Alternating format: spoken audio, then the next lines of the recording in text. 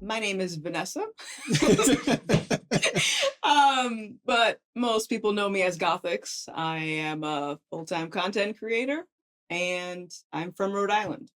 Rhode Island, the exciting state of Rhode Island. Yes. Are you excited to be here in the smallest state? Is it a small state? I wasn't sure if Delaware was smaller. No, I think Rhode Island is. It's the smallest. Yeah. Okay. I wonder if there's like a competition between the two. Like, no, we're smaller. I don't think so, but yeah, I mean, most people get it confused with New York. I say, they ask, where are you from? Rhode Island. Oh yeah, I love New York. I'm like, okay, and Oh man, we have failed our students in geography. so bad, so bad. You can learn about like the genderbread man, but you can't learn your 50 states. Mm. Mm-hmm. So, Vanessa. Yes. Obviously, I came across you online because you looked at me. I'm a little bit weird. This is going to be a weird interview. I don't know if you're ready for this. No, I'm ready. Okay. Sort of. So I came across you because you put out these videos talking about you having like a political awakening, and I sort of had a political awakening, but for you, it was much more like from a racial standpoint, I guess ideology. And for me, it was more of, I guess, like political, like a political awakening. And yours is, I guess, a little bit different than mine. Yeah. But at the same time, like we came to like the same point around the same point or around the same time. Like what woke you up, I guess, is the best way of putting it. I mean, the thing that really woke me up was COVID. You know, there was something beautiful about the government saying that we need to stay home and flatten the curve for a couple of weeks. Well, when you're bored at home, you start to read and research, and that's exactly what I did. Is I started to pay attention to things that the media was saying, and I'm like, well, this isn't adding up. I was just really hyper aware to my surroundings. Whereas before COVID, I mean, I don't know if you can relate to this, but I've never been a political person. So I've sort of just like been coasting through life without really thinking much of stuff with the Black community. And specifically, like my whole life, I've always been told, you know, you're not acting Black enough, and you sort of, you know, you're trying to act white. And I never really questioned it. Like it's bizarre because it's just a ridiculous statement, right? But then COVID and BLM happening simultaneously. Yeah. I started to see like a lot of that weird racial rhetoric that I've heard throughout my life, just in a very amplified way. And I'm looking at that like something's off about this. So then, yeah, really, that's what happened. I think for me, I've always felt the same way about race. Yeah. Like a little bit about my background, like I've moved around a lot. So I've lived in 5 states. Before I was, 4 states before I was 18. And then I moved to Tennessee and I moved back. But I lived in urban, I was born in Detroit. I lived in rural areas like in upstate New York, where I was like one of 3 Black kids in the entire school. So I've been like the racial minority, like, so I've been in like mixed suburban areas where there's all different types of kids from all types of places. Like when I moved to New Jersey, I lived in Linden, and it was a large Polish population and Haitian population. Like it was just immigrant community, very middle class, very like working class, I would say. And so like my ultimate assessment was just like, people are people. Yeah. Like some people are just kind of shitty, some are good. And I've come across great people who've looked out for me. They happen to be white, and they helped me and wanted nothing in return. And for me to be like, oh no, well, you know, they're automatically in this bad group. And I'm like, but what about this person? Yeah. Like, does that matter? Does it matter that overwhelmingly the people that I've had involved in my life have been good, and they just happen to not look like me? Yeah. You know, so, and that type of thinking is actually kind of counter to a lot of the people who are Black that were some people who were in my life. Yeah. And I've been labeled the same thing, like, you're trying to be white. And I'm like, I'm not trying to be anything. I'm trying to live my life, man. Yeah. You know, like I grew up on metal. Mhm. I listened to Anthrax and Metallica. That is so surprising to me. It is? Sir, who are you? No, I grew up on like shoot, I was Stone Temple Pilots, Nirvana way back in the day. Yeah. Soundgarden, Red Hot Chili Peppers. I was all into that. And I get like even my mom would be like, she'd be listening to Luther Vandross and looking at me all Mhm, weird. mhm, mhm. But it's just she sort of supported it, but I think my mom always thought like something's off with him. I don't Mhm. know. Um, but I've always felt kind of different, and I Yeah, just accepted that. And especially by the time I made it to high school, I really stopped caring yeah, to try to appease people and the whatever stereotype that they wanted. So much like you, when I saw it happening like on a big stage, yeah. and I was like, "What's going on?" Yeah, man. Wow, that's yeah, like for me, it was I never hated white people, Mhm. but I do remember when I was growing up, everyone from my family, and I have a pretty good relationship with my family, but they are sort of like following the narrative of blacks are supposed to think and vote and behave in a certain way, Mhm. not to maybe the extreme that I see out in the public square, but it's still there. Right. Like my mom would question me if I wanted to straighten my hair. Oh, you want white girl hair? I said, no, I just want to straighten my hair, Um, and so I do remember like when I was younger, I think I had this desire to fit in, which I think everyone sort of does. And so I remember forcing myself to watch basketball one day. I said, "This is what black people watch, Mhm. and I want to be black." And it just wasn't clicking. So it was more so like the ideological black um values, I guess I tried to force myself to adhere to. Mhm. So when I would come across, for example, a black conservative, I would automatically think that, well, that's the enemy. I don't Right. know why. I've never met that person, but they're Republicans, so clearly I have to hate them. But I never hated white people. Mm. Um, so yeah, I think that's where our differences is there. But yeah, you're still surprising me about the rock stuff. That's funny. Now, as far as music goes, Hmm. I started getting into electronic music, Hmm. which is even weirder. Okay. you know, at least so you're like, you turn on MTV, you know who Metallica is. Yeah, right. But they're like, I've never heard of this person, and it's some German DJ. It's like, what is this? Oh, that's funny. Is everybody getting high? Yeah, so So I dealt with a lot of that, and yeah. still to this day, I listen to mostly electronic music, but I listen to everything. I Yeah. just listen to stuff that I just like. Yeah, same. Yeah. Same. Sometimes it's rock, sometimes it's rap, sometimes it's funk. My audience on YouTube, they laugh at me for that. And they're just like, "Oh, you're old." I'm like, listen, I like what I like. Um, it's a lot better than a lot of the crap that I see Yeah, a lot of today. It's all auto-tuned and it's just vulgar. I can't stand it.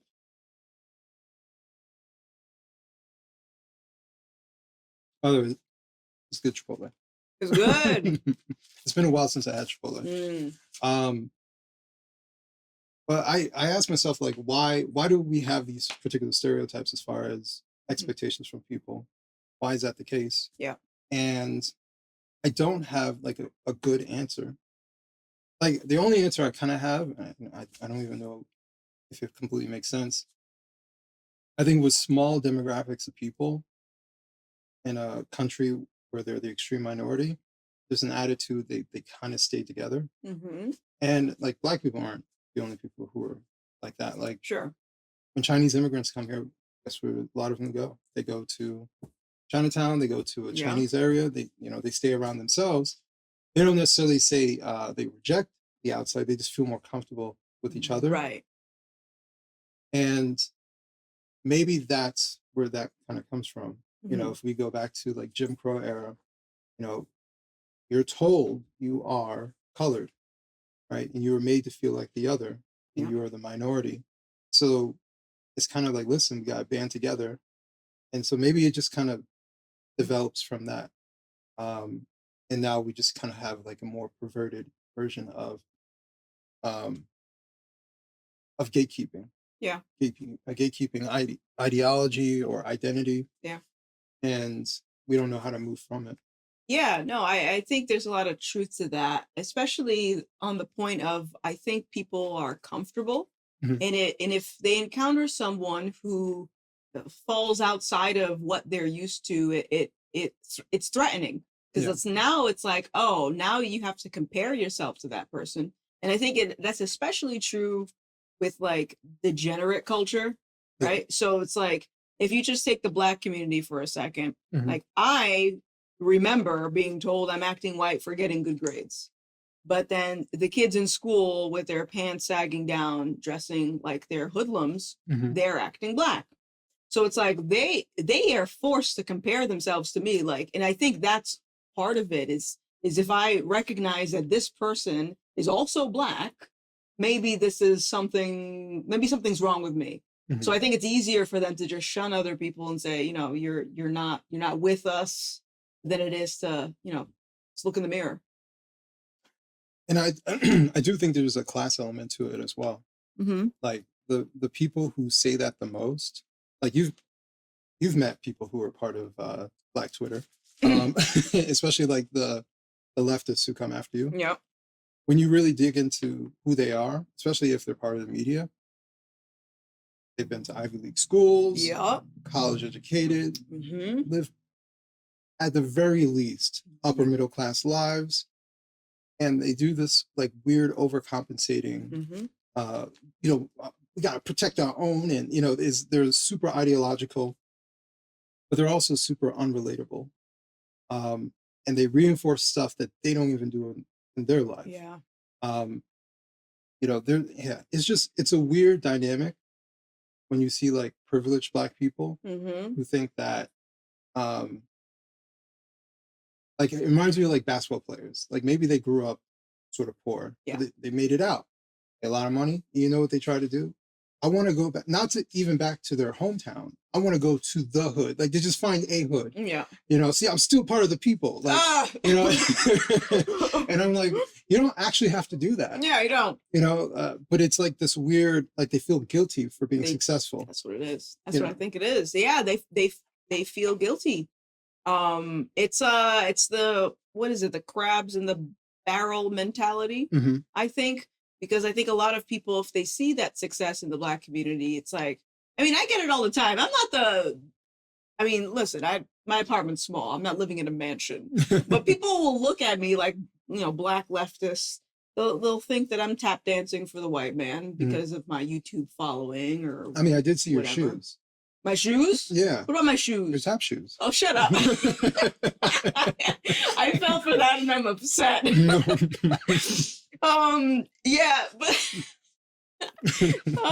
no, I mean, but I think it's like they look at that, they look at progress and they're like, okay, so you're obviously tap dancing for the enemy. And I think on the reverse, the people that make it because they know what the other side is thinking, they think, well, I feel guilty.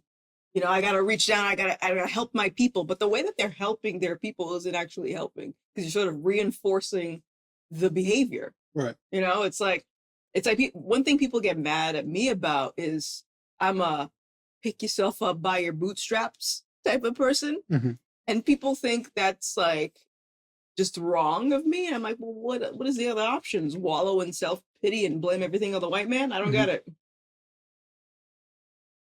And what's funny for a lot of them is that they didn't have to pick themselves up by bootstraps. Mm-hmm. They were already picked up. They grew up pretty well. Yep. They didn't have the struggles. Like, you talked about being a high school dropout, and that sets you up in a certain direction. You have to overcome that obstacle, and you have to go through this. Yep. So it's not like you didn't have any struggles. Right. I did. I've been homeless, Mhm. and I, struggling in all different types of stuff, and try to overcome these things. Mhm. And I don't think every person can become successful, nor do they have to be successful like wealth wise. But I think they're able to overcome some obstacles in their life by changing their attitude, um, by being willing to withstand some pain so that they can make it to the other side. Yeah. I don't think that is unreasonable to think that. Sure. Um, but if you're surrounded by people who are negative, surrounded by people who are saying, there's no way out, Right. well, then, And there's no way out. yeah. If that's what you think you can achieve, then you're going to achieve that. Mhm. You know, you have to get out of that bubble.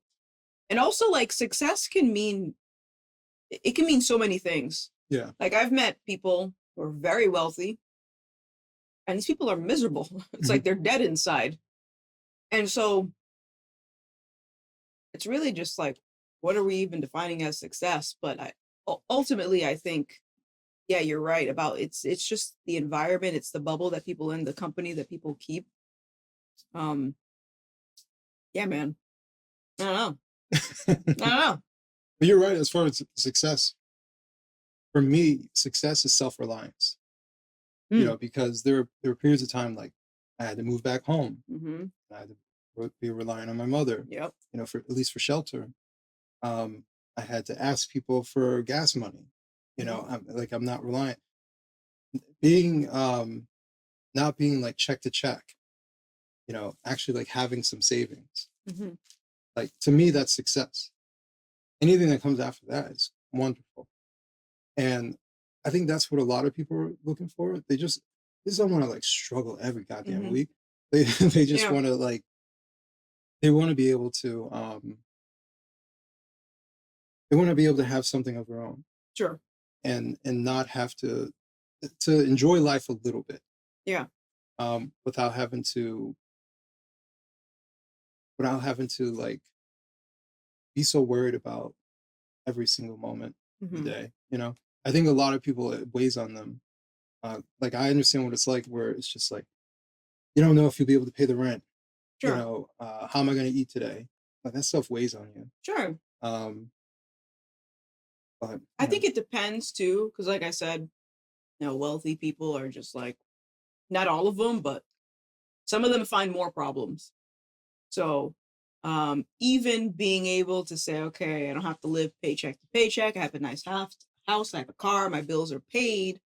I think human beings sometimes will find problems and struggles anyway, regardless of where you are in life. But I can understand that aspect of just like, okay, especially if you're homeless and you're, you know, needing gas money and stuff like that. Like, yeah, I can understand, you know, taking care of yourself. It feels good to do that.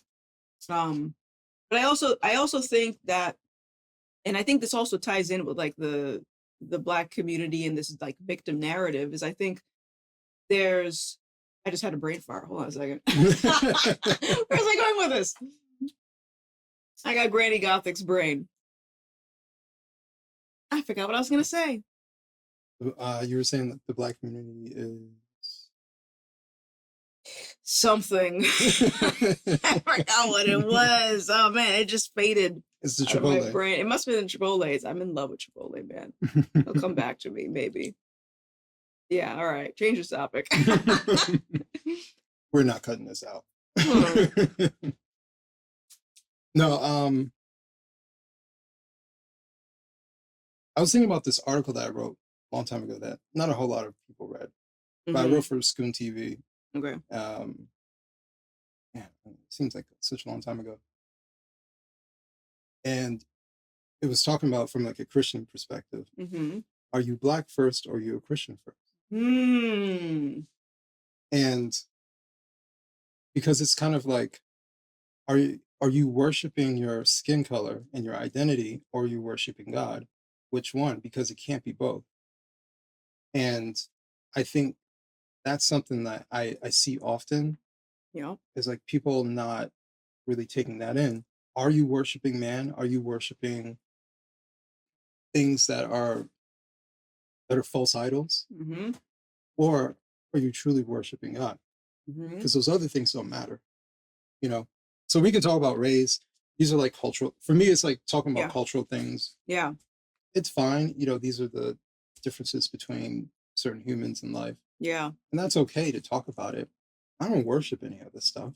You know, and so I kind of question certain Christians who happen to be Black which one is it? Which one do you worship? That's a good question. Yeah. Yeah, that's a good question. It's I saw something recently of some black church asking for reparations or something like that. I said, you gotta be kidding me. But I think honestly, I think these people know, and it's either they never open up their Bible or Mhm. they know exactly what they're doing, Yeah. because I believe there are a lot of what I call cultural Christians that just take the label and they use the church as sort of like this community center for Yeah. social justice and but their identity is their blackness, you know? And it's interesting that you bring this up because I'm always talking about this, like whatever you give the most attention to is what you worship, even if it's race or whatever it is. Mhm. And people look at me like I'm crazy, and I'm like, but think about it for a second. It's someone who is black before Christian. They're gonna vote for the values that uplift the blackness, whatever Mhm. those values are. Because I don't even know, like, what is blackness anyway. Like when people call me anti-black, I'm like, what are you talking about? Like, Yeah. how can I be pro-black? Can you give me a standard? No one can ever define it. They can't define it. Yeah. They can't ever define it. I just wanted to bring something up to you. Mhm. So, my wife knows. Recently I was started watching these videos of people who crossed over and came back, Okay. and specifically certain ones like where they went to hell, Mm-hmm. and they describe it, or they're trying to describe it. And I've been pretty good at like telling like who's being genuine, who's Mhm. lying.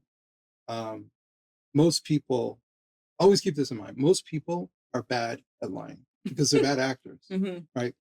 The best actors get paid millions of dollars. Mm-hmm. So that's why you watch a movie, even though they're an actress and actor, you're like, they're not acting very well. Because Mm-hmm. it's hard to fake emotions that aren't yours. Yeah. It's hard to say a dialogue that's not your dialogue, it's Yeah. someone else's.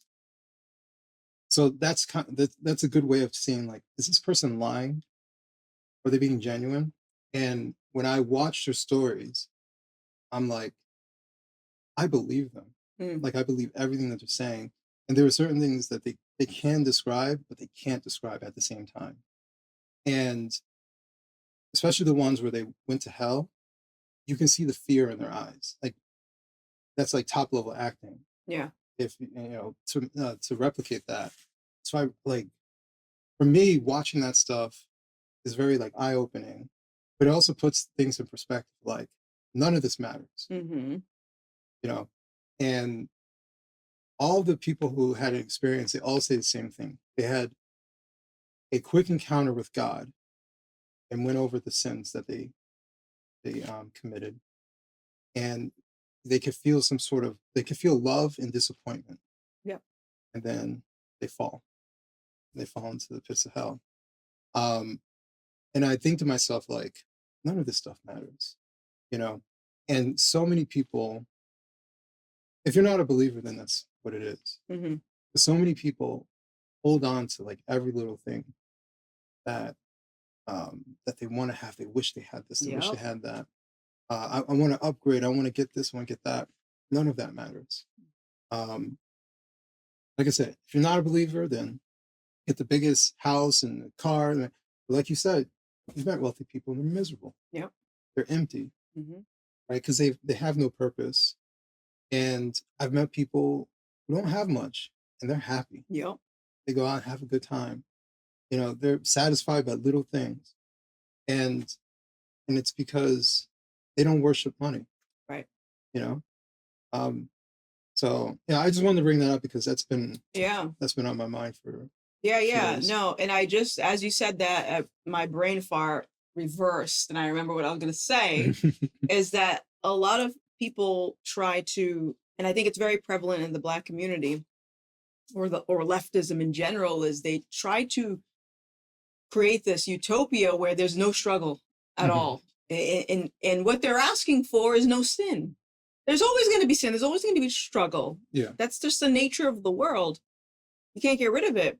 And it's like when someone is thinking, if I can only have this or get that, I'll be happy. It's like, well, you're never going to be happy then because your circumstances can always change. Right. And to the point of, yeah, everything here is temporary. The thing that you build your life on, like for me, I, uh, before I got saved, I built my life on my streaming career because I found genuine happiness being a streamer. Mhm. And then when I got canceled and I lost my sponsorships and my audience started to unfollow me, I crumbled because I'm like, this is my purpose. What do I do now? Right. Yeah. So So where are you in your walk? Because I think last time when we spoke, you said you were interested in God. Where are you now? Where are you now, sir? you said it like I met God on a dating app. Swipe swipe right. I met this guy. His name's God. He's from the Middle East. No. No, I'm looking to get baptized this year. Woo! Yeah. That's It awesome. was supposed to happen earlier. Okay. I have someone who's going to do it in Atlanta, Yeah. and it really works out because my family actually coincidentally moved to Atlanta. Really? So like my mom's there, my sister's there, my nephew's there, my Mhm. uncle's there, his wife is there. So I was just like, when the opportunity came Yeah. up, I was just like, yeah, this makes sense. Nice. I just haven't been able to make it to Atlanta. But you're like spiritually baptized, like you've surrendered. Yeah. Yeah. High five. Yeah. That's what I'm talking about. Yeah. I started going to actually the same person who's going to baptize me started doing her Bible studies, Mhm. Bible study once a week. Actually something I've been very fortunate like doing this. You meet people of all different walks of life. Yeah. I have a friend who's a theologian. Yeah. Yeah. She's a Christian and I guess was it Islamic theologian? She knows the Muslim faith. Mm-hmm. She's a Christian herself, but she's studying on this. So talking to her, it's like she doesn't just tell you scripture, but she tells you like the basis of it, like historically, and like she breaks it down for you. Especially for me, and it makes sense. And she's actually based in the Netherlands. Oh. So we talk through WhatsApp and Okay. I ask questions. So she's been a really good help. And then sometimes we'll get on a WhatsApp call and we'll talk it through. But yeah, I've been on this walk for a bit. Wow. Yeah, there was a period of time where, like you said, culturally Christian. When I Yeah. was younger, I was just say I'm a Christian. Yeah. Right. Right. I didn't go to church. I didn't pray. I didn't talk to God or anything like that. And so there was a point, I think in my early 20s where I was like, am I a Christian? Like I just like really asked myself that question. And I kind of just said, you know what, I'm agnostic. Mm-hmm. Because I didn't feel strong enough to say there isn't something, but I wasn't sure if there was. Right. It was like there probably is. Yeah. But over time, like there were certain things that happened to me that really like showed me that God was there, even in those moments that things were objectively bad, like things could have been far worse, or someone was there to like lend a hand. Right. All of a sudden. Actually, something that really, as I say that, something that really like that showed me something was I had like a night terror. Like it was sort of sleep paralysis. I've had that. Scary as shit. But I had I was living at home with my mom and I woke up like 2 a.m. Now I wasn't necessarily moving and my eyes were open, but I wasn't like fully awake, but I was awake, like I was looking. And I remember just seeing like complete blackness. And I heard a voice like near my ear that said, Oh. and I was like, what the fuck? And I like jumped up, turned on the light, looked around, and that scared the shit out of me. And like I was like up for like the next hour. Like I had never heard that noise ever in my life. And shortly after that, I started dating this woman named I'm not going to say anything, but I started dating this woman, and this is going to sound bizarre. Okay. I started dating her, and she, there were times I heard her saying something, but she wasn't talking to me. I was like, who's she talking to? So finally she told me, she's like, listen, I hear stuff. Like, people talk to me. And like, but she was dead serious, highly intelligent, you know, and she was like, listen, this has been happening for me since I was like a kid. And I was like, okay. You know, like one time she was in the bathroom, she was like, stop. And I was like, No. you know, and she was like, I heard a friend of a friend's grandmother, you know, and she has to tell them to stop. I was like, do you see stuff? She's like, no, if I saw something, I'd be freaking out.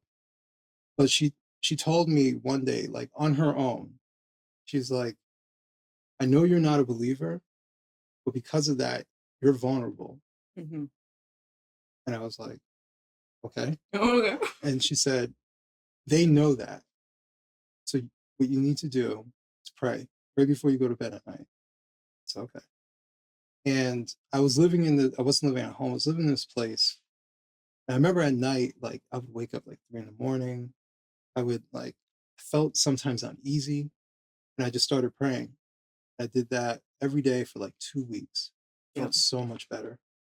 And I felt it kind of like go away. So that was like one of those things, like something's there. That really like, that spooked me, but it was even more when she unprovoked told me this. Like, she knew. Yeah. She's like, you're vulnerable. And it was like, it just brought back that voice and everything I experienced. So like all these different things, I'm like, something's there. I need to take this more seriously. Yeah. Yeah. Wow. Yeah. What you just described, I mean, an atheist would hear that and say, well, clearly you were hallucinating, you know? Because I've had sleep paralysis, and I've, you know, I can see my room. I can't move. I saw this dark figure at my doorway. Couldn't say anything. And I heard a voice, but it was my voice. It was weird. And it was asking the thing, are you biblical? And it didn't do anything. This was like years ago. I didn't open up the Bible, didn't know anything about Jesus. So I'm like, why would I even ask that to that thing? But eventually, like I snapped out of it. But at the time I was living with a roommate who was into like tarot cards, Ouija boards, like all that stuff. They were opening the portals. They were also like they were trans too, so I don't like know if there was any like weird things. I don't know, but that always stuck with me. And then somewhat recently, I'm talking about this online with my audience, and then I'm like, yeah, I saw this dark, figure standing in my doorway, and I had sleep paralysis, and my chat just lights up with people saying the same thing. I deal with that too. Like, if you go online, the patterns of the sleep paralysis demon is very consistent. And I'm like, you can't use science to like explain this away. Right. It's too coincidental. They keep saying, because they almost make it seem like, yeah, that happens from time to time. But it's like, one, I don't use drugs. I don't even drink. Yeah. So like, why would all of a sudden be hallucinating? Like, answer that one for me. They can't. They're just like, well, this is common. This has been happening since old times. That's just stuff that happens. And I'm just like, I don't hear voices. Like, hearing voices isn't something that just happens. Right. Like, something's there. There, and we're being denied the spiritual world. They're telling us like, no, that's not really a thing. But at the same time, you have all these people who buy these Ouija boards and like buy the tarot cards and do sage and incense and stuff like that. And I'm just like, why? Why are you doing that? Right. It's because obviously you think that there's something there that's spiritual. But it's weird that we talk about Jesus. Yeah, it's weird. It's like, well, the Bible even says even demons know who God is. Mhm. So, like, when people buy all the Ouija boards and stuff like that, they are implying that there is something out there they're seeking. Naturally, human beings know that there's something. We have evidence all around us. Even if you don't go and do the occult stuff, Mhm. you're gonna try to fill that void with something else. So like, yeah, it's funny because I have some friends that are still into witchcraft, and I just ask them sometimes, like, is that stuff working? 'Cause, Mhm. like, honestly, if you've been doing it for years and you're always venting to me about your frustrations in life, and okay, so these spells that you're doing, are they working? And they'll be like, no. I'm like, what are you doing it for? Like, what's the point of all of this? One of those stories of a guy who saw hell, because he brought up something. Hmm. Long story short, with him, grew up depressed. He didn't grow up in the greatest home. Yeah. He got saved, but he still didn't lose that depression. Mm. Hmm. And he he asked someone who was part of his church, who was part of the ministry, do you still go to heaven if you're saved, but you die of suicide? And they Oh. told him yes. Hmm. And so soon after that, his friend gives him a gun. He tells him, "Oh, I need it for something." Friend gives him a gun. He doesn't know anything about guns. He loads it.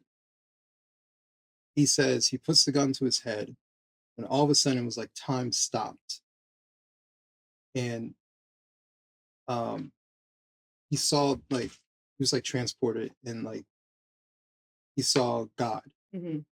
He saw God on the throne. He saw all the angels around them, and he saw him say, "Don't do it." Mm.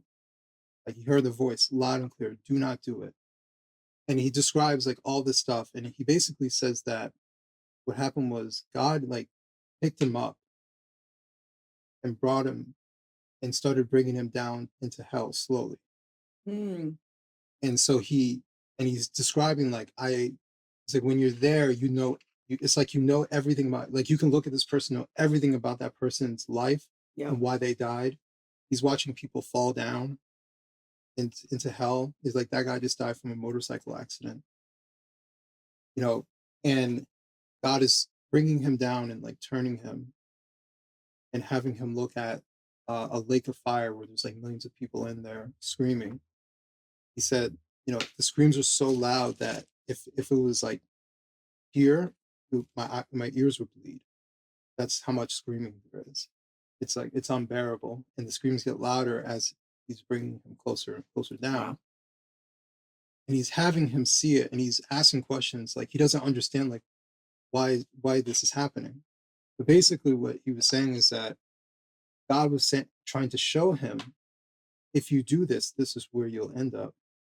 And he finally understood, because he's thinking from this false doctrine that his friend told him, Hmm. that if he does it, he'll still go to heaven, be with God.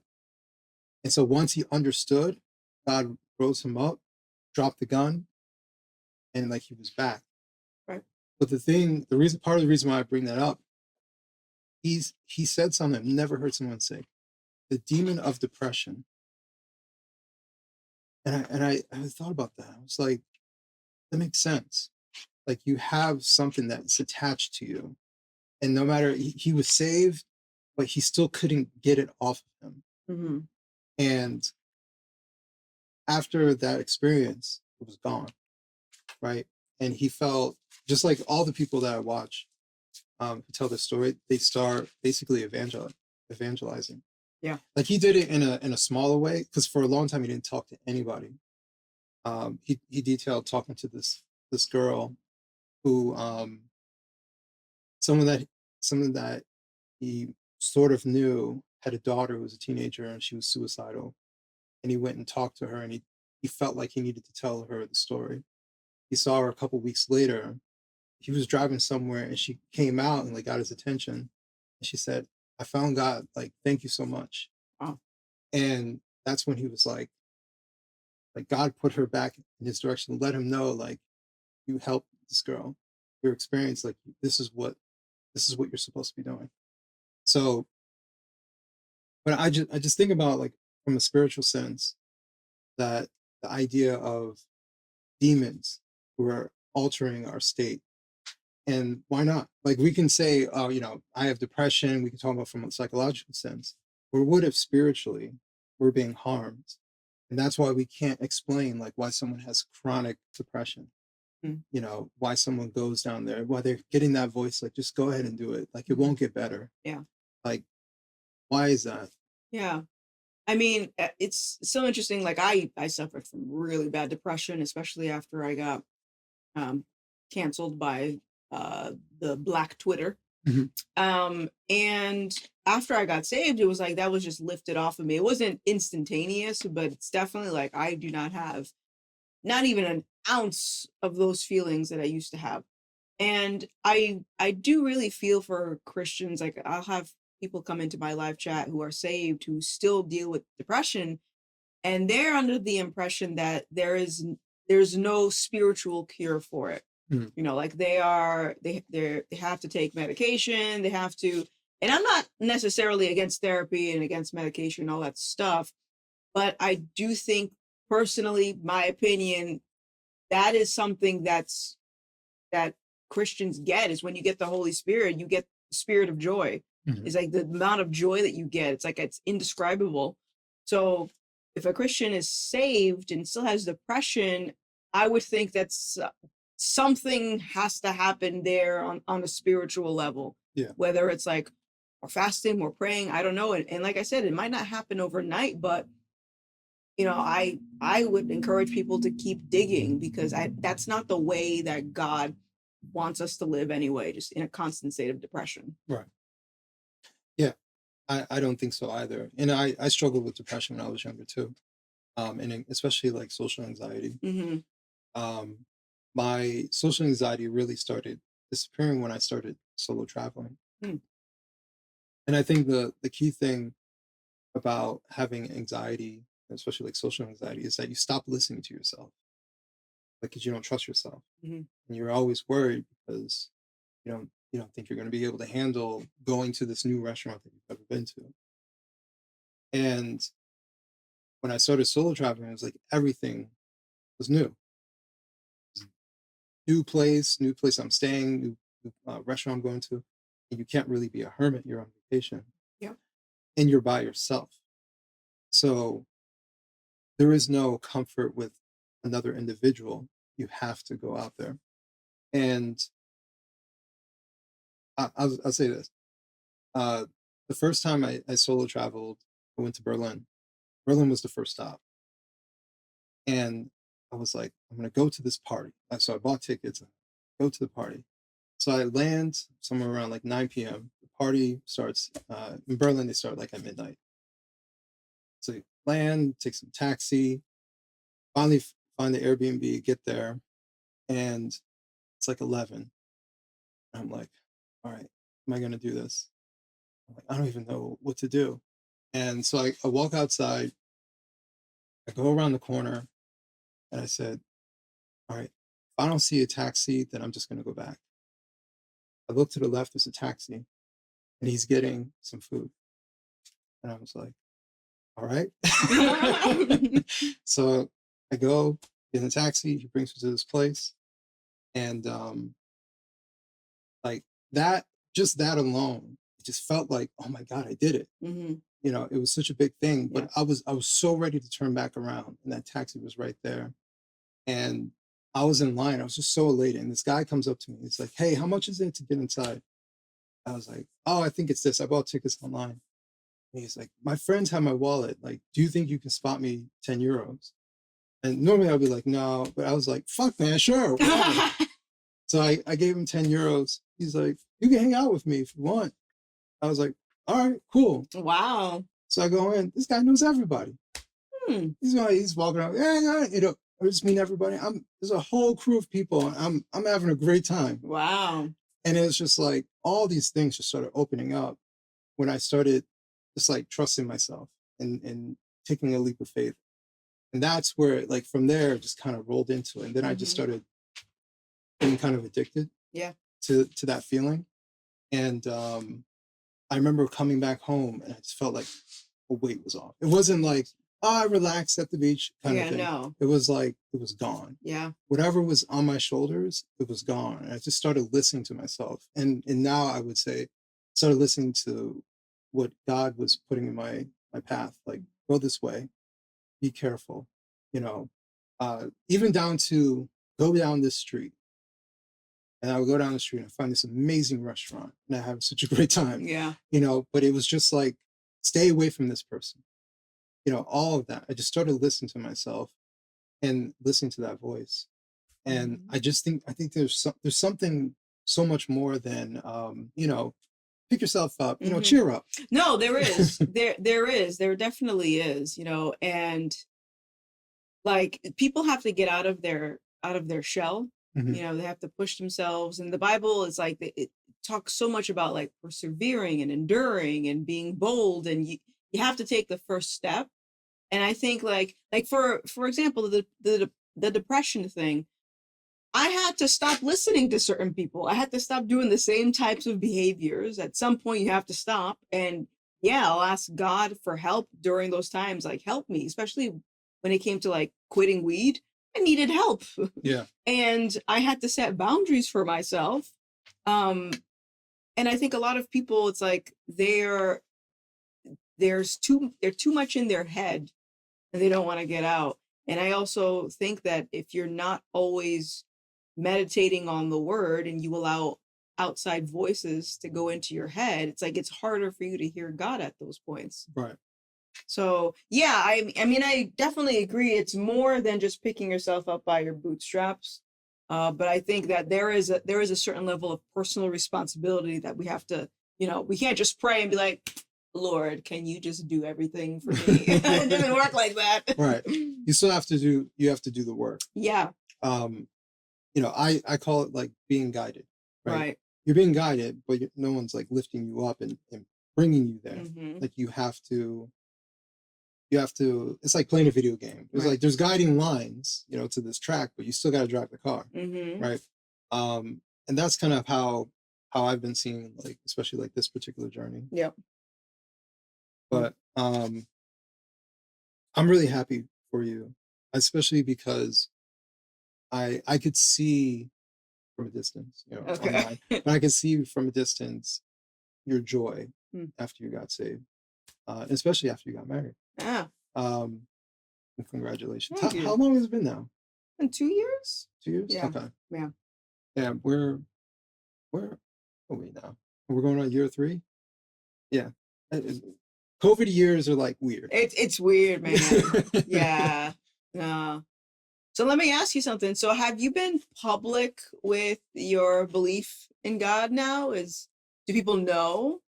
Yes. So have you started to encounter because I get a lot of resistance from my audience is primarily atheist. I Mhm. started as agnostic doing the YouTube stuff. So then when I got baptized, I'm just on fire. I'm like, I gotta tell everybody about this. Right. And there's just like this conflict of like, you make so much sense. You're so logical, but talking about God, you're losing me. Right. So have you gotten any like pushback or just like people looking at you weird? No, not really, actually, because I guess my primary audience is a little bit different. Mm-hmm. I think they are about my age or older. Okay. So I'm be 40 this year. So they're usually a little bit older, more mature, and I deal with more political people, especially like if they're center right. So a Yeah. lot of them are of faith. Hmm. Um, Actually, you know what? Especially since I started doing this, like I just became more and more certain about my belief. But like people would come up to me and say like, um, "I see God in you." Mm. Like I remember doing a speaking engagement, small like Republican thing in Pennsylvania. Someone gave me like, "God is with you," Mm. and they're like looking me dead in the eyes, and they're serious. It's not like a, you know, oh God bless you, you know. Right, right. They're You can tell. they said it like, and they meant it, and like that stuff like really, like it's like a punch in the chest, like um especially because I didn't grow up with that, you know, people who spoke like that, or even people who encouraged me in that particular way, Mhm. you know. And if they did, maybe I was kind of blocking it out. So it's not to say like my mom didn't encourage me at all, but I just didn't hear it. Right. I didn't absorb it. So hearing people say stuff like that, it means a lot, when you hear that. So, but to answer your question, our audiences are a little bit different. Yeah, probably part of it. Yeah, I Yeah. have a lot of edgelord audience members. I mean, I love them. Yeah. I I don't know. I don't know what to do as far as not necessarily converting them. You don't have to. Yeah, that's what I was gonna say. I think the best way to convince people in a genuine way is just to live your life. No, I agree with that. Yeah. I definitely agree with that. I think, like I said, since I got saved, I definitely toned it down. I think there is a stereotype in the Christian community of people who just get saved and they're just so on fire and they're just like, it's like, man, shut up, keep talking about God. Right. And I'm past that stage now. Now I'm like, all right, I'm cool. But I still get a lot of I still get a lot of pushback from people that seem to think that the spiritual and political realms don't overlap. Mhm. It's like, oh, we can address all of the political issues strictly from a philosophical perspective without God at all. And I don't think that's possible. And I think that thinking in that way is a big reason why there's so much infighting within political parties anyway. Mhm. Because you have a mesh of people who claim to be this one political label, but they all have different ideas about how they're going about these things. So I don't know. I think that's just been an interesting journey for me, is just trying to like reason with people. It's like, okay, but like, do you have a standard beyond just political ideologies? Because these labels don't really mean anything anymore. Like Right. conservatism, for example, it's like, I look at the conservative label, I'm like, what is going on? There's so much stuff. Yeah, the political labels don't mean much of anything anymore. Yeah. Like, for example, Trump isn't a conservative. No, I don't think so. Right, but like that's just what happens. Right. So I don't know if people understand, like, yes, I do think that there's a spiritual angle to it. Hmm. Although I will say the part that I don't like, I there is a part where I don't like invoking religion into politics. What way? Like, God would want you to vote Republican. No, that's stupid. That's stupid. Right. Stuff like that. Yeah. And actually recently I heard someone, not going to name names, say something, a big name, something of that effect. Okay. If you're a Christian, you wouldn't vote Democrat. Right. And it was that particular vein. And I said, no, Hmm. don't do that. Yeah. And I'm seeing a lot of like weird stuff like that, coming from the political right, Hmm. of bringing Christianity into stuff. Hmm. I'll tell you this: one of my biggest pet peeves about people who they claim to be Christian, I don't know who they are, they're online, is when they use the Bible as a weapon. Okay. And they just like they ignore forgiveness. They ignore meeting people where they are, right? They ignore all that stuff. They're just like, yeah, but in Corinthians, boom, they just want to say like, well, you're wrong because this scripture. No, my scripture's right, right? And it's just like this battling of scriptures, but they're not living it. Yeah. And for me, like, I don't know everything about the Bible. I'm not versed in it. But there are certain things that just feels right, Right. And feels wrong. And certain things that people are doing who claim to be saved and claim to be Christians, it feels wrong. Like one of the things that recently happened, and let's just say face value, the girl's telling the truth. She was an OnlyFans girl. She was doing well. She was on the whatever podcast. I know you're talking about. You know what I'm talking about? Yeah. And then weeks Yeah. later, she's saying, she shows herself getting baptized, and she's like, I'm done with it. Now everybody's like, no, she's not really. And I'm just like, why would you automatically go there? Right. You know, if she's lying, then that's on somebody else to deal with, right? And not us. Mm-hmm. But if she's telling the truth, you should accept her, Yeah. right? And then they're like, well, God can accept her, but I don't have to accept her. Oh my goodness. And I'm just like, what kind It's so stupid. what are you? Because also you have you can pray for her. Right. If you think that she's not being sincere, pray. And if you think that you're out of pocket for saying that about her, then pray as well, you know? But yeah, you should be accepting, because that in itself could be a stumbling block for other people. Like if you're an outsider looking in, who knows? Maybe there was a bunch of OnlyFans creators looking at the vitriol this chick was getting and saying, well, that's how Christianity is. I have no desire for that. The biggest thing that makes people get turned off by Christianity are Christians. Yeah. You know, because they go overboard, or they pervert gospel. They do these things. They weaponize it against people, and that's not what it's supposed to be for. At the same time, you know, not everything about Jesus is hippy dippy. Sure. Right. But you know, there's a balance between the two, and for me, like, everything is about balance. And what I see is an off balance. You have the left who uses they say that, was it Jesus was trans and stuff like that. Goodness. I'm like, show me the passage right now. Right. You know, so they go, they're out of balance, right? Everything is good. Just love everything and everybody forever. Yeah. And they're out of balance. And then the other side, God is this mean, vengeful being. Yeah. And if you do this wrong, you deserve it forever. And it's like, but that's off balance too. Yeah.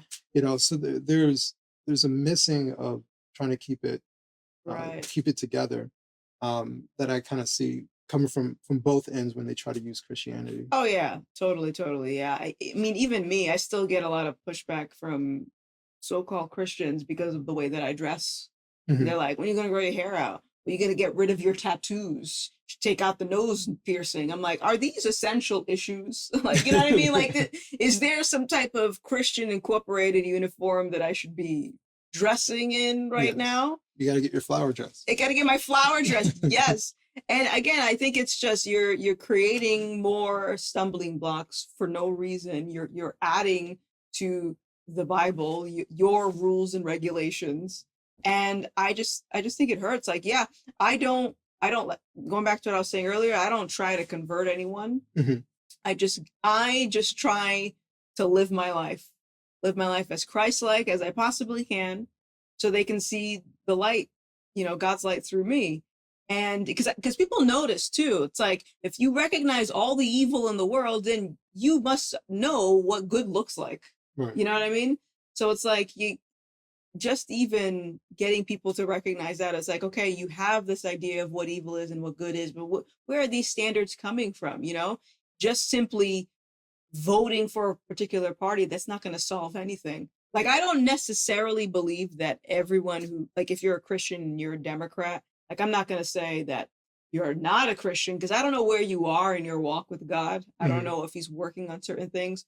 Objectively, I would say, okay, there's probably more policies that align with the Christian worldview on the right than there is the left. But even so, it's like, political parties aren't the things that are going to save you anyway. Right. Yeah. And also, whether you add in faith or not, people focus on what they want to focus on. So, there are people who vote Democrat because they're one issue. Right. Right. Actually, that brings it to the debate that you did in DC when we met. The one guy, he's like, one issue. Reparations. I was like, nothing else matters. He's like, nothing else matters until reparations. I was like, oh, okay, so you're not doing anything ever, because it's never going to happen. Right. Yeah. Like, bro. Right. So yeah, there are people who just have one issue. They'll never deviate from it, because that's what it is. And some people are like that with abortion, it's weird, because they wouldn't get an abortion. Right. Right. Because they'll always, I used to be a Democrat, and I would hear them say, I wouldn't get it, but I don't want to keep someone else from getting it. And I'm just like, it seems like such a weird hill to die on for something that you wouldn't even participate in. Right. Um, but some people are like that, and that's their issue. And if anybody even wants to, which by the way, the people that they're going to be voting for can't even decide on anything regarding abortion, Mm-hmm. right? Even when it was Roe v. Wade, it was a court case. It doesn't matter if your senator's pro or against. Like, he can't do anything about it anyways. Right. That's another story. But you know, that's just another like Puritan test. Like, Yeah. oh, are you for abortion? But they're so focused on that one issue that they won't deviate from it. And some people are like that for both parties. Yeah, I agree. And there are liberal-ish Republicans and there are conservative-ish Democrats. And the party can be just based on where you're located at.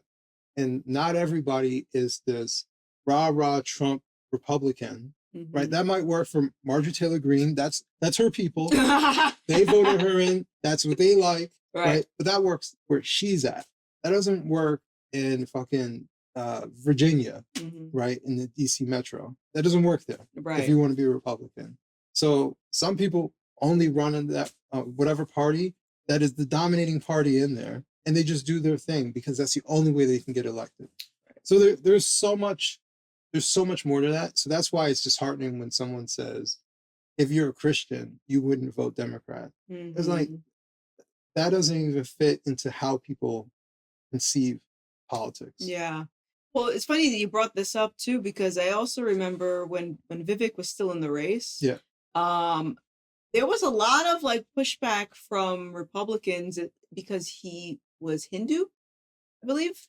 Not too many, but I know what you're But I talking know, about. yeah, but I'm looking at that and like I'm listening into the logic there, and it's like, okay, so they want someone in office who holds Christian values, but in my eyes, I'm like, when have you ever found an absolute, like, this is a Bible believing Christian, and they're just not saying I'm a Christian just for votes. Right. I find that very unreasonable to think that you can only vote for that type of person. It's like, well, this is the options that we have. The only person I can think of for sure that I believe is Mike Pence. Oh, yeah? Yeah, Mhm. I believe him. Mm-hmm. He's like, I don't go anywhere without my wife. I believe that guy. I believe him. He's like, I don't want to get tempted by sin. My wife is coming with me. Like, yeah, I absolutely believe him. Yeah. But outside of that, it's just like, it's just a purity test. Mm-hmm. But Trump's answer is always the best. What is it? Trump, what's your favorite scripture? All of them. Oh, which one? They're all great. They're all great. Did you see? He came out with a Bible? He came out with a Bible. Tell me that not only is it cringe, but there's something that's blasphemous about that. You know what the funny thing is? I think from a standpoint of, like, one thing that I talk to my audience about if they're atheists is if I tell them, okay, you don't believe in God. Why is it if you pull out a dollar bill, it says in God we trust, you pull out your money, God we trust, why is God embedded into everything that we have come to know about America, right? Mm-hmm. So I think that there is a certain layer of historical education that I think would benefit, like someone would benefit from seeing the parallels between scripture and what this nation is founded upon. Mm-hmm. I would say that should be an entirely different book, though. I don't think it should be a Trump Bible. Did he even call it Trump? I don't even know what he called it. I don't know. I don't know. Is it the King Trump version? King. So stupid. Yeah, it is a little bit cringe. Yeah. Yeah. But that's the stuff where it's like, okay, listen, I know you like Trump, but come on. Yeah, like, that's one where you're like, really? And they're like, yeah, man, the Bible and the Constitution, bro. And I was like, man, what kind of Christians are you guys? If anybody did that, if Biden came out with a Bible, yeah, you'd be like, what the hell is this? Because you'd be like, that's blasphemous. Oh, I can't believe it. But it's the guy that you like. Yeah. You know, and that's been my biggest gripe. You are sort of, I get this impression that a lot of people are putting Trump on like the same level of Jesus. Yeah. Yeah, and it's concerning, definitely, but especially if you're a Christian and then you're putting Trump on the level of Jesus. I'm like, that's even more concerning. Yeah. I saw one guy pray to Trump. Stop it. I did. I swear to you. What? First off, I think he was I think he had did something illegal, Okay. and he had recorded himself. He was like in his truck, and I think the cops were like outside of his car, and he's like, please, Trump, like, I was like, wait, is he praying to Trump? Why is he doing that? That's the only time I've ever seen that, though. Wow. I think something's up Wow. here, but it has happened. Okay. That's woo. All right. Very nice. Yeah. Yeah, man. That's a crazy world we're in right now. Yes. Idolatry is in vogue. Yeah. I don't know what we can do about it other than, I mean, it's nothing. It's nothing new. You know. yeah. It's one thing that has been very comforting of me being a Christian now. It's like I used to get so, I guess, black-pilled when I was going through my political awakening and seeing how just fractured everything is, especially with like the idolatry, right? And now it's like, well, I'm not as, overwhelmed by it now because I'm like, this has been happening for thousands of years. Right. This is just human nature. It's on repeat. It's never gonna go away until Jesus comes back. Yeah. Actually, part of what you're saying is something that I do like a version of that especially like going online. Every day is the end of the world. Mm-hmm. And I say to myself, like, there's always going to be problems. Right. Right. Some things get fixed and new problems arise, but there's always problems. Right. And, like, if you go back to, was it the 70s or 60s? I might be messing up my timeline. No, 60s. Martin Luther King assassinated. Malcolm X assassinated.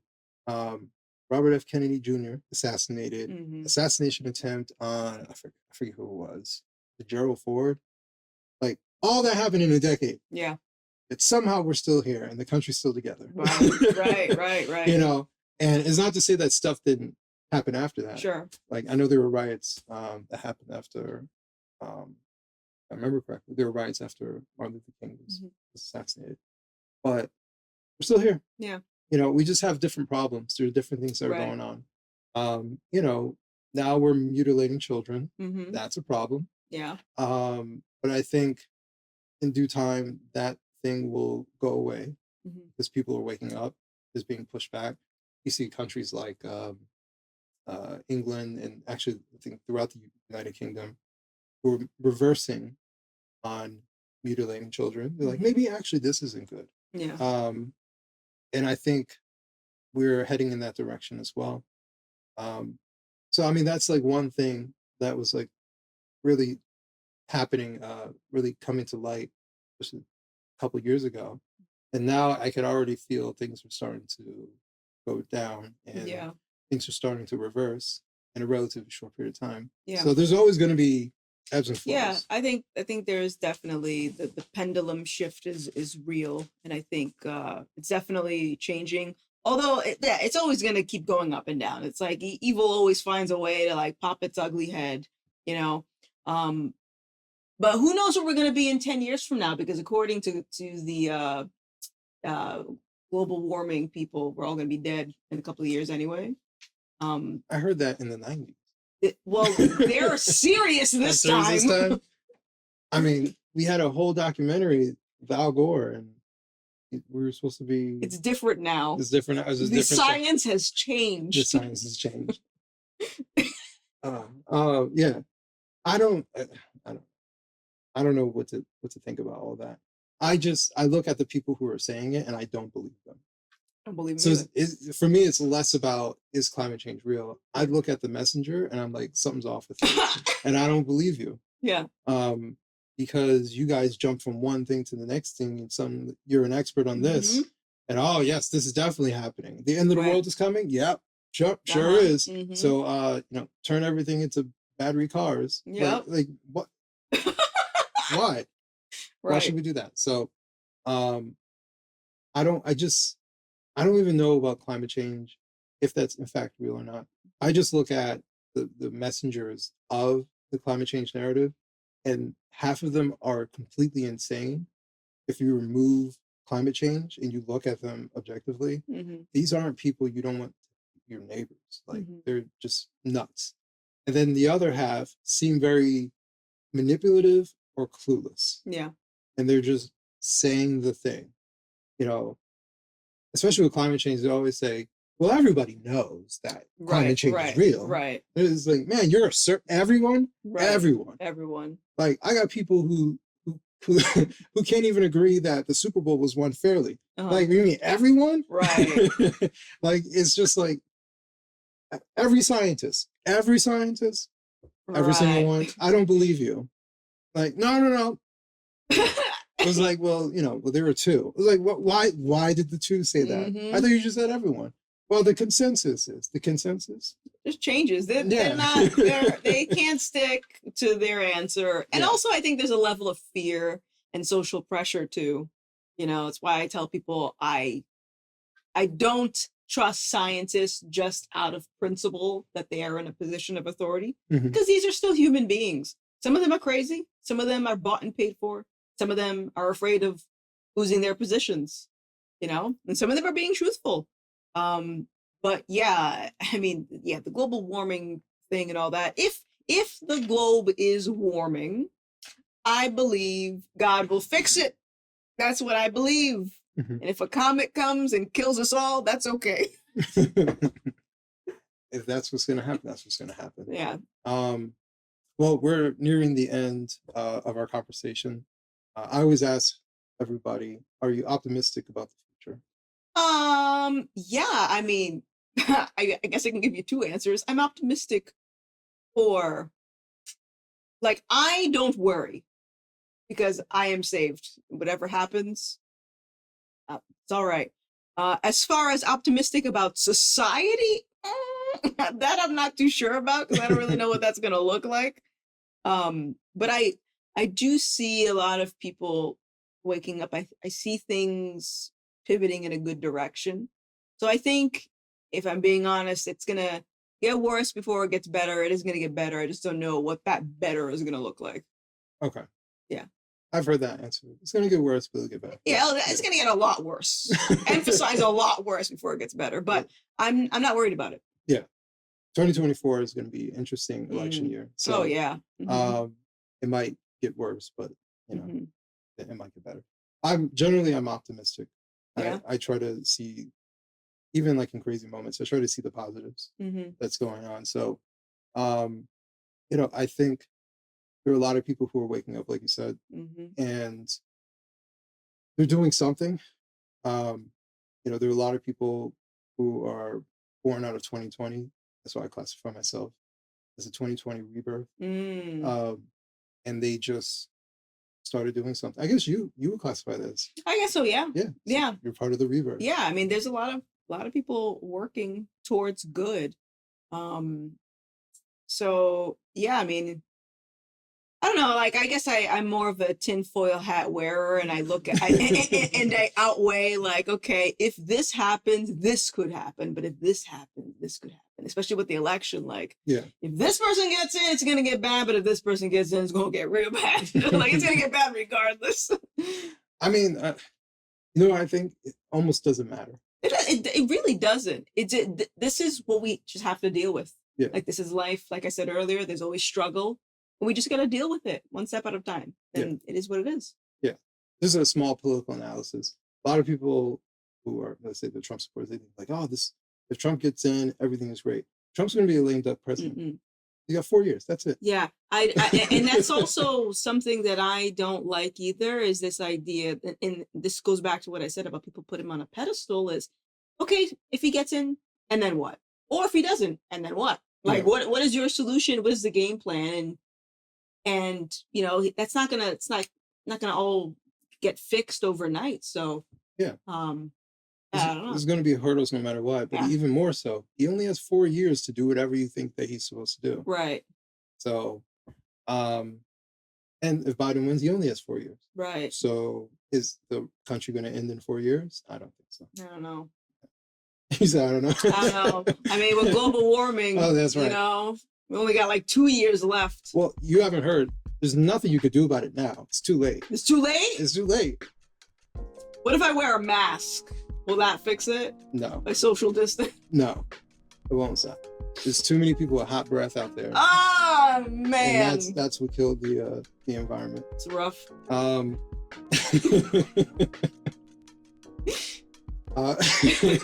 Quiet over there. Yeah.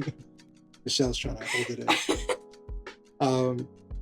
Well, thank you for, on that note, on the hot breath note, thank you for Chipotle. Oh, you're welcome. My breath will be Thank you for the good conversation. a suitable temperature.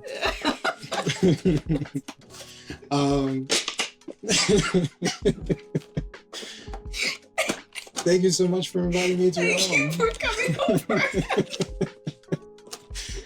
All right, I think we'll end there. Let's just end there. Yeah, good job. That was great. That was awesome.